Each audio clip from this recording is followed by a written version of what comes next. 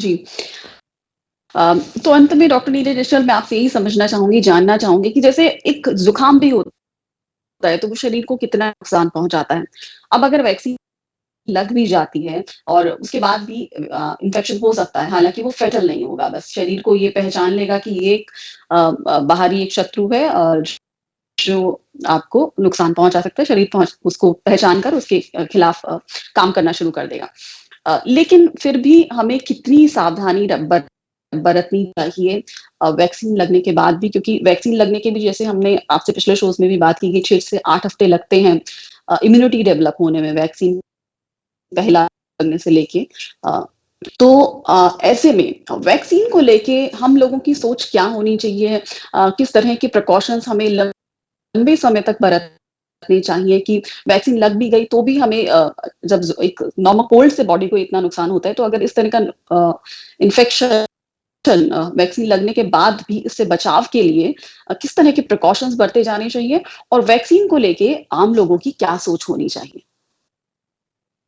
देखिए, वैक्सीन बहुत ज़रूरी है, लेकिन हमें ये समझने की ज़रूरत है कि वैक्सीन या फॉर दैट मैटर किसी भी दवाई की एक एफ़िकेसी होती है।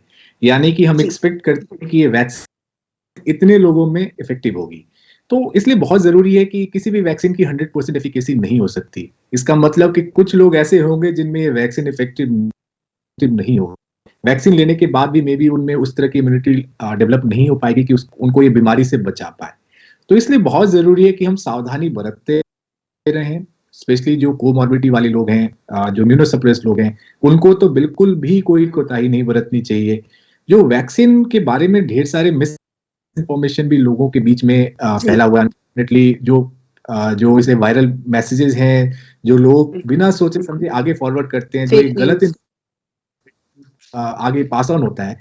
तो ये वैक्सीन को लेके ढेर सारी भ्रांतियाँ फैला दी गई हैं, जिसके चलते लोगों के मन में एक भय-सा है कि भई ये वैक्सीन तो बहुत जल्दी आ गई है, सेफ नहीं है, लॉन्ग टर्म सेफ्टी इफेक्ट क्या होता है। जिनको इन सब चीज़ों के बारे में कुछ पता भी नहीं है, वो भी एक्सपर्ट बन के ऐसी भ्रांतियाँ फैला रहे हैं, जिसके चलते लोगों के बीच में एक हेजिटेंसी सी देखी गई इनिशियली जी, कि भई ये वैक्सीन सेफ नहीं है, मेबी हमें नहीं लगाना चाहिए। तो ये बहुत समझने की ज़रूरत है कि कोई भी वैक्सीन ऐसे मास लेवल पे अगर परमिट है, तो डेफिनिटली जो सेफ्टी एस्पेक्ट है, उसपे कोई कॉम्प्रोमाइज़ होने का कोई मतलब नहीं है।